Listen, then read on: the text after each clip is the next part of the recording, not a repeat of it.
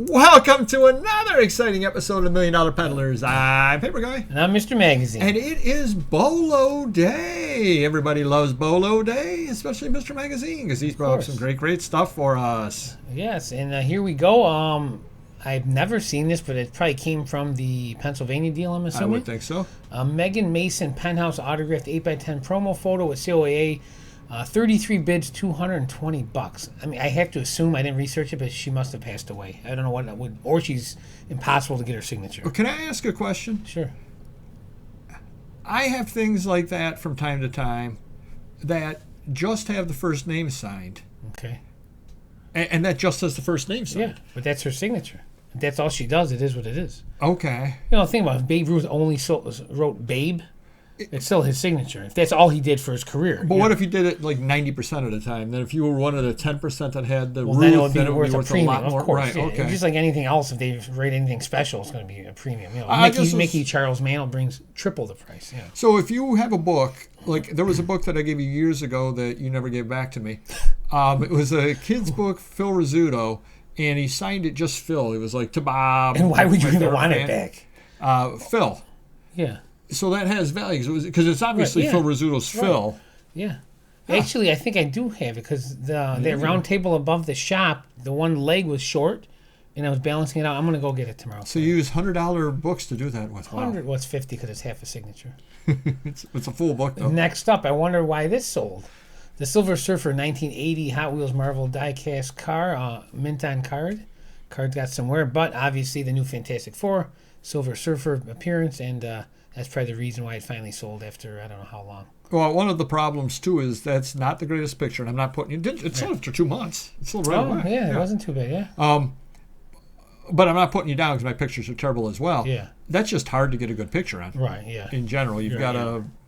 You can't scan it really because it's 3D. It's so but it looks mint. The package obviously is not. It looks nice, you know, the funny thing is, I bet if you had a mint loose one, it would probably bring close to the same price. Really? Yeah, definitely. Wow. All right, next up, Lefton Pixie Elves figurines, 3-inch iridescent pearl white, lot of 2, $46. I think I took 42 or something. Now, did you get this from the guy that you... Yep, my usual guy that brings me in the books and so forth. And, not that I like when he brings me ceramic stuff or, breakable stuff, but I do offer him less, and he's happy to sell it. Nice. And it's one of those things you can see out there. Oh, yeah. For sure. Absolutely. You see that stuff at church sales. A good place if for you're those. expert on this stuff, which I'm not, I just trust him because he looks them up on eBay. He knows what it is when he bought it, and, I trust him, and it's a good relationship. But, like, you go to garage sale, you know what it is, you probably get this for $5. Well, that's church sale stuff all day long. Exactly. $1 each at church sales. Yep. It's probably 50 years old at least. Who knows? 60s, 70s, whatever. Next up, I think I rated my son's Halloween tubs because he's a big Spirit Halloween fan. Halloween accordion monkey animated light sound Halloween prop, $100. Believe it or not, these are probably 50 to 75 when they come out, but they're most of them are used just for a year and then they make new ones. So they're out of production, and that's what happens. Some could be $200-$300. This looks like it's in a little rough shape. You probably could have got $150 if it was, like new condition. But my son, used it a lot. But still, not bad getting your money back on that. No, you used it. You got your money back. Very cool. Next up, The Shadow 1994 Tiger Electronics handheld LCD game sealed new, $25. Same guy got me this stuff. He had a bunch of Shadow stuff, and a lot of it sold, as you will see. And I was going to say, I've seen that game before, so I know they're out there. Yeah, that I know The Shadow replica. Yep. Purba dagger. Furba, I guess. Furba Condé Nast 1994 would stand, $100. Same guy got me this stuff. So you would think the Shadow movie is coming out, but I think it wasn't a great movie. So like the toys probably were limited production. They probably make a lot of this stuff. Oh, right. The Phantom. Oh, there you go. Same guy. Phantom Rider, the Phantom 1995. Street players with, is a Phantom. What did he Rider do? Go back in time and rob a KB Toys and Hobby from 1996? Exactly. The clearance rack? Yeah. I think I took 50 on this, which I'm happy to get rid of it. I mean, this stuff does absolutely nothing for me, but there are collectors out there that like it. So. Yeah, absolutely. And I think last up for me, Bo Jackson Raiders 2012 Certified Immortals Autograph Card 3 out of 5. Unfortunately, I believe I shipped this out to PSA to get graded, and we did not end it. So oops. I think this buyer's not going to be happy, but what I'll do is I'll promise him to give him first shot when it comes back. I mean, If it's a 9, it's probably worth the same. If it's a 10, I maybe ask for a little more just to, it's probably worth a lot more, but I'll, yeah, give right. him a deal. Do him right, yeah. Hopefully he'll be satisfied that way. But still pretty cool. It's, and if if it comes back a 4, you can use it to shim up that leg where you're giving me that $300 Phil Rizzuto book back. The corners are pretty solid, so we'll cross our fingers. So when I get that $500 Phil Rizzuto book back. Exactly, yeah, with the little hole in the middle. Illinois Tollway and Connecting Highways, April 1961 map. Just got to put that up. I don't generally do maps. I would sell this on Whatnot nowadays. But I'm happy to sell it over on eBay, because Whatnot wasn't around in 2017. Yeah. So it did take 8 years to sell, but still, hey, that's why I sell them over on Whatnot for $3 in lots of 2 or 3 of them. Let somebody else sit on them and make the long-term money. But just goes to show the money is out there on maps. Cool. I mean, it's just one map. Yeah, very good. 61. I mean, I guess it is 60 years old, but Ed McBain's 87th Precinct Mystery Magazine, August 1975. Wow. Pauline Smith, Ed Hock. This from the Mystery Collection? Yep, came from the Mystery Collection. Nice.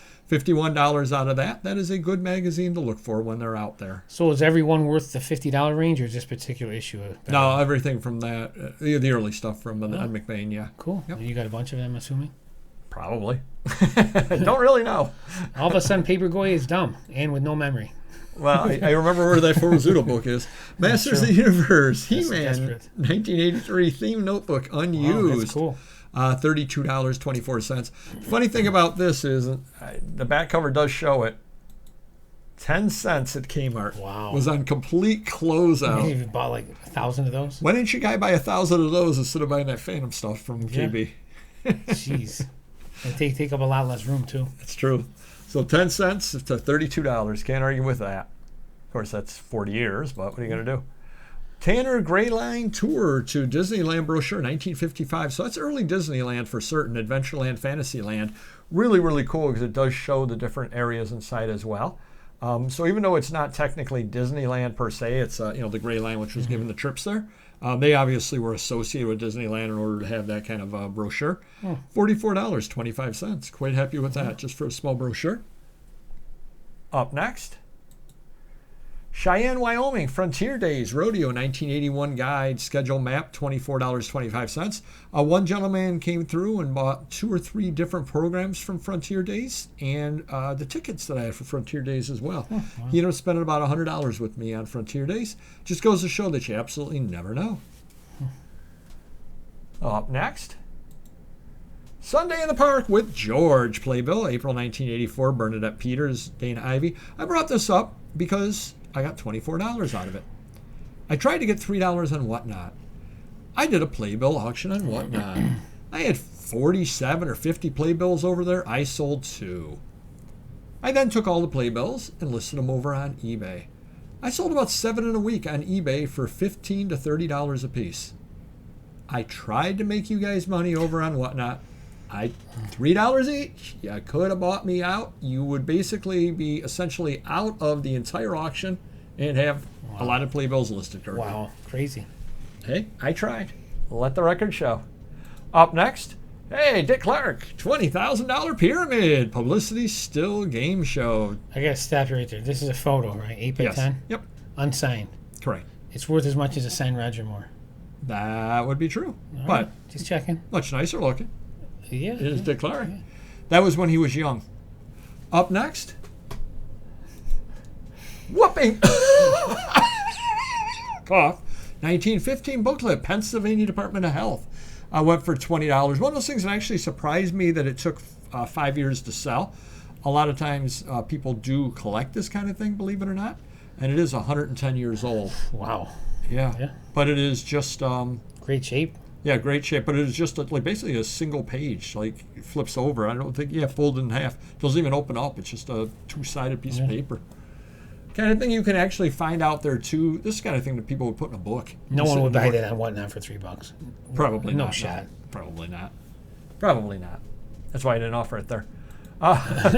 Dear old Coney Isle. Sheet music, Coney Island, Luna Park, 1908. I took a $150 offer on it. I couldn't find any of these out there whatsoever. Seemed to be kind of a rare piece of sheet music. And I said $250 seems like a price. Nice. I put it up, and it did go for $150, so I was happy with that, definitely.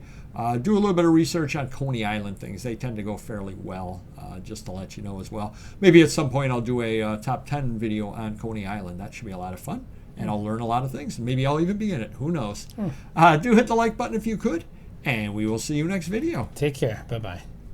So Phil Rizzuto. Phil McRae.